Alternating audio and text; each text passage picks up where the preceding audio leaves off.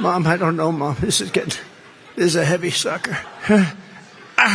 Oh, Mom, I can't do it. Boom. Okay, yeah, I'm not even gonna pretend to know what the hell was going on there, but what I know for sure is Donald Trump was struggling this weekend in back-to-back speeches that clearly show his physical and mental health are on the decline. From nearly falling off the stage at a rally in Minnesota, to going full Glitch McConnell and freezing for over 30 seconds at another speech in Texas for the NRA, his cognitive decline has been on full display recently, which we'll see in all those clips coming up, and then we'll break down even further with some clips from our brand new hit podcast, Shrinking Trump. So stick around to the end for all of that. Hit like on the video, subscribe to the channel if you're new here, and let's unpack Diaper Don's dementia and decline. Starting with Donald Trump nearly falling off the stage. But Americans are not struggling. You know, this is the worst platform. Who put this stage up here? This is the worst.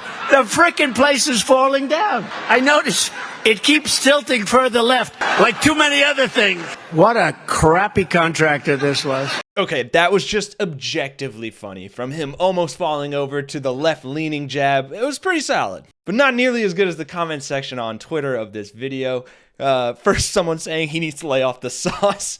Piggy Smalls, they couldn't get a regular contractor to build it because they knew he wouldn't pay them. Yikes, Donnie. Someone else saying, the criminal is right. He's got the worst platform. So yeah, starting off a little light here where he almost falls over and then calls his contractors for the NRA event crappy, even though he's notorious for not paying his own contractors. But I think we can let him have that one. It was a pretty solid recovery. What was not a solid recovery, however, was this next moment where we're not really sure if his teleprompter stopped working or if he just went full Mitch McConnell, because he stopped talking in the middle of his speech for 30 plus seconds for like no reason whatsoever. Check this out. Nation in the history of the world.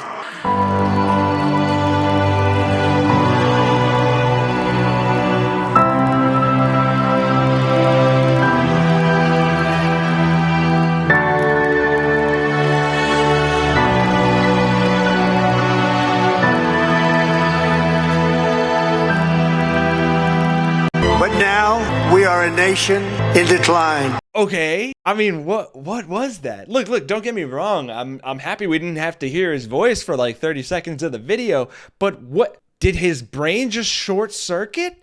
Was he pausing for dramatic effect to let the musical interlude play? Like, what the hell? Even if he was just pausing for dramatic effect, it still feels really weird and only makes me think of just Mitch McConnell's episodes recently. And I can't wait for this week's episode of Shrinking Trump because I know for a fact this clip will be on there. And based on what they say in the show, if you haven't seen it, it's on the channel. We'll play some clips from it in a few minutes. But it's just really been training my brain, at least, to look at these things and see how they are clear evidence.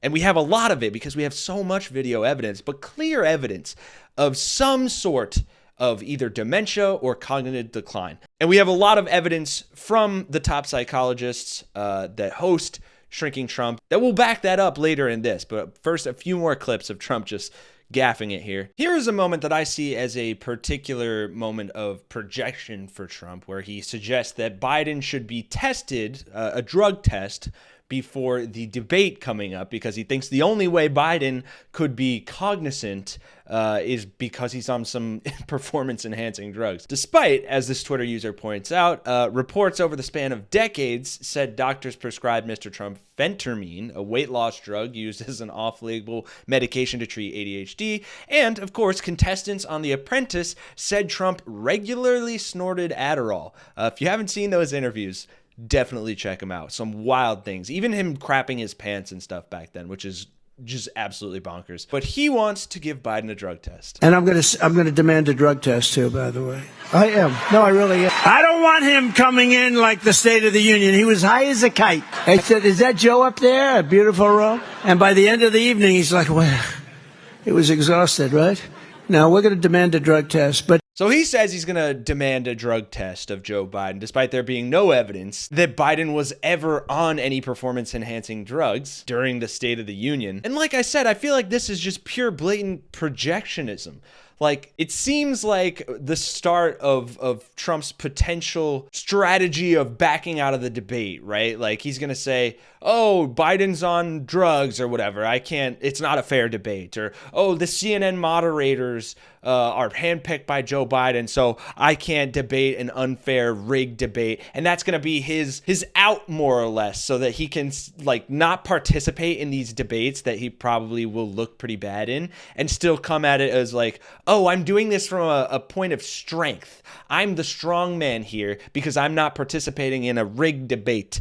And his supporters will eat that up, and that's depressing. And that theory is actually supported by our good friend and host of the Shrinking Shrub podcast, John Gartner. If you could, if we get this one, because I think I'm going to do a Harry on this one, because I think there's a lot of rich psychodynamic material here.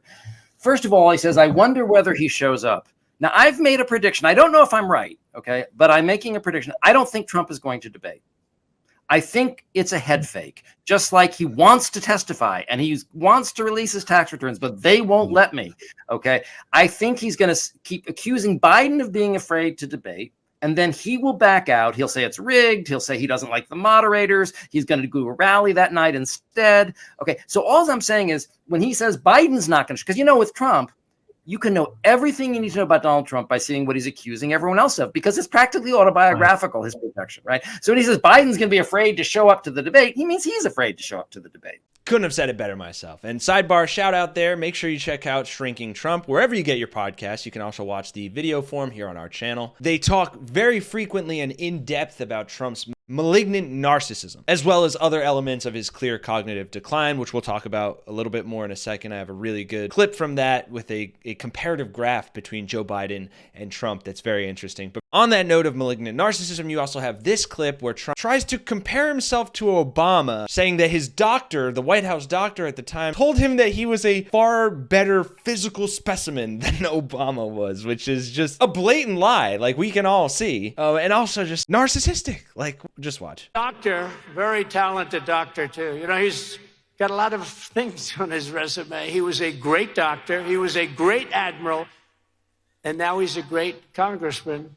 And before I introduce him, I just want to say, when he was the doctor at the White House, they asked him, who's healthier? Who's a better physical specimen? Is it Trump or is it Obama? And he said, it's not even close. It's Donald Trump, not even close. I said, I love this guy. Dr. Ronnie Jackson, your congressman, great congressman from Texas. Great doctor. Great doctor. How much are you paying this guy to say this stuff? Because there's no way you compare Donald Trump to Obama and say Trump is the superior physical specimen, however the hell he put it, which is just so absurd and such a stupid thing to say. Even at the NRA conference, where people are completely agreeing with him and supporting him, he still has to go in and double down on these statements, talking about how he's so great, how he's the best, how he's better than Obama. Because that is the foundation of his personality, is being better than other people, because he's such a narcissist, which is dangerous enough in and of itself. But it's also, as we'll see here, a clear component of this element of dementia. And I'll let John Gartner, Harry Segal, and their guest, Vince Greenwood, explain a little further. Now, one of the reasons I'm so excited to have Vince on is, so one of the statements that I've been quoted as making is that this is a tale of two brains, that Biden's brain is aging and Trump's brain is dementing. So I've been asserting that statement over and over again. But I think that what Vince has done is an ingenious study. He took a checklist of symptoms of dementia and a checklist of symptoms of aging, and he compared Donald Trump and Biden's speeches when they were in middle age to their speeches now. Trump has gone up dramatically in symptoms of dementia. Biden is flat, none.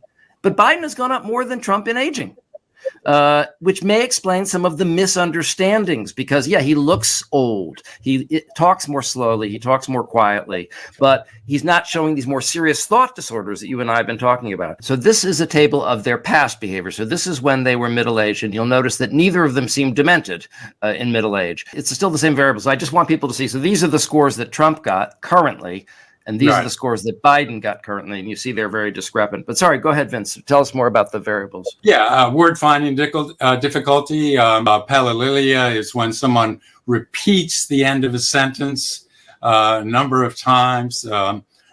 They seem unaware that they're doing that. Tangential speech is where you're just kind of all over the place. You can't complete your thought. And then mixing up people, not just names. You've noted that in some of your articles, John. So these are not just gaffes, not just glitches.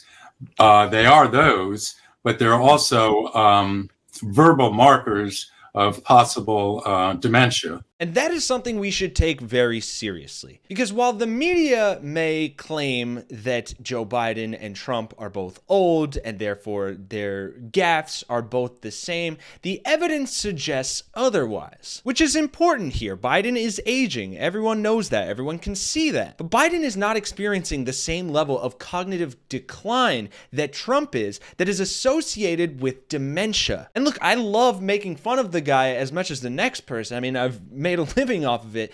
But when you look at it in that context, it's not really a laughing matter. This is someone that has the opportunity to be in charge of the nuclear codes, to steer the ship of state, to implement radical policies, and even just to speak on behalf of America and Americans on the global stage. And if there's one way to potentially get through to people that want to see this man in power because they think he's so strong and powerful and will fight for them, then I think this is it.